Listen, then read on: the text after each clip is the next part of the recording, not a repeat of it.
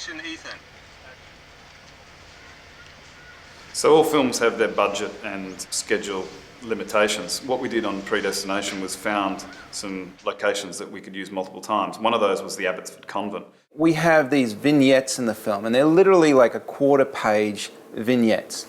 And the difficulty when you're doing very brief scenes is they can consume your day because you want to shoot in a park, but then you also have to shoot in a classroom, or you have to go and shoot in an orphanage, or whatever it may be. And they're such small vignettes, it consumes your day travelling from one location to the next. We could find locations like the convent that gave us basically a studio backlot.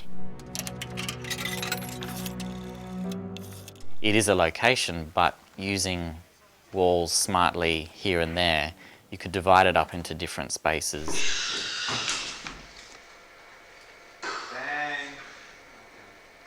Put a wall in here, a door in there, and it serviced many sets throughout what is our time frame, from 1940s orphanage through to various apartments in 60s for Brooklyn and Cleveland. Time travel can be disorienting. Even short jumps can knock you around a bit. Don't ever exceed the jump limit. It can be problematic.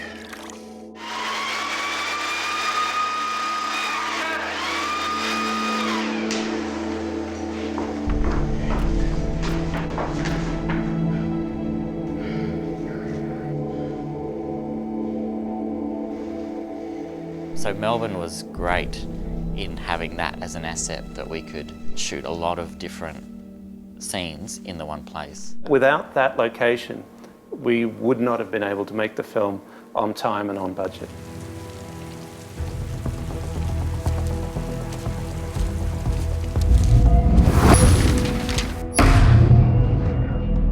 What's interesting to me about this project is the visual variety, the fact that it's about 8 different films in one film.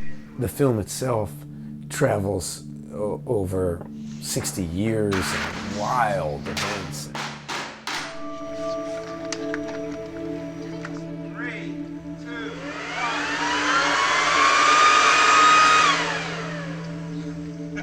1. Okay, and cutting this. The fun of it is how much it plays inside different genres, in different, in one aspect it's film noir, another aspect it's sci-fi. Good. And action.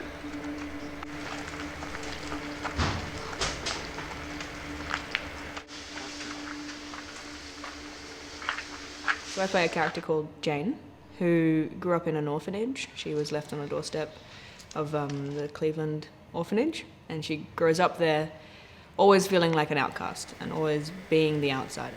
She's a bit of a tough little chick. She gets into scraps in the playground and often with the boys.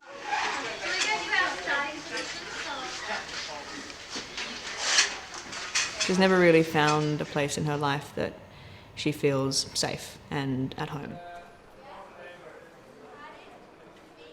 We've been having some fun, you know. Punching dinner. Yeah. Alright, Ben Nott. Good. Of course Monique likes beating me up. It's my dream. Seriously, bang. She might hit me right now, I don't know. Yeah, see? Coming back. Fighting, struggling. Coming back, fighting, yeah, fighting. Make sure not fall back, keep going. That'll be good. Stop it! Get off! Enough. Thank you. I mean, they're funny, these films. They need the best people because we've got 6 weeks and that's not enough. And the money's tight and blah, blah, blah, blah, blah. But Predestination has been a fantastic film to work on. Having an incredibly good crew, both all the crew from Queensland and from Victoria, who really did embrace the project, and a very difficult piece of material for the resources that we had. You don't see a lot of guys using these anymore. Is that okay? Yeah. This is, I get kind of sentimental about the past. That's cool. Me too. It was my second time shooting in Australia, and I really pray that I have a third, So Aussies know how cool they are, so I don't need to tell them.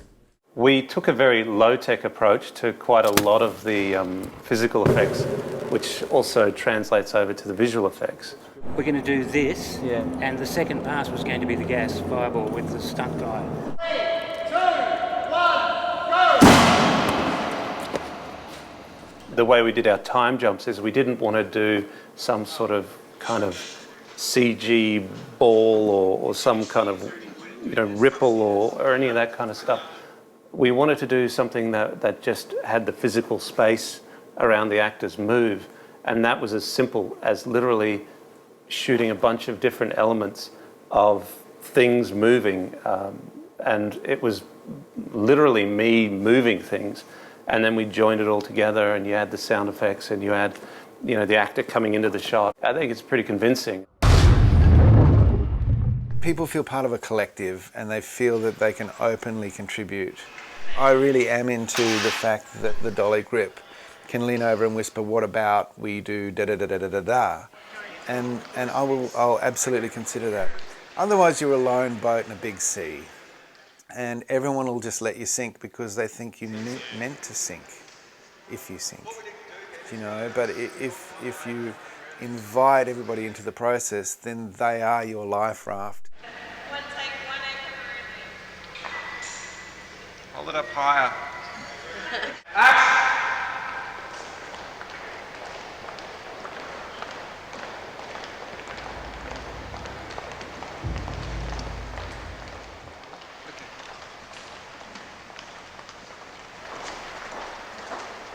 In Heinlein's short story, the time machine was like a net, and we felt like that was too impractical.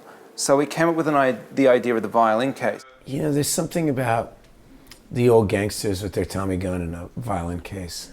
There's a great image. The idea is that it's inconspicuous. You could ignore it completely. And if you saw the violin case and you saw that there were, there was a kind of a complex looking lock system, but that's all you'd think it was, a complex lock system, not a complex time travel device. And there's something about music that transports you through time.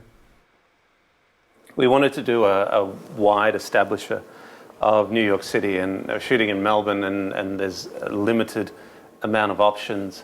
So we decided that we were only going to dress a small section of a road and then build the rest of it digitally. So we were basically given the task to dress from street level to the first floor, and the rest would be digitally added. So our big challenge was to find vehicles, street dressing. We added a few neon signs, what we could afford, to the street, and basically the rest of that will be added later.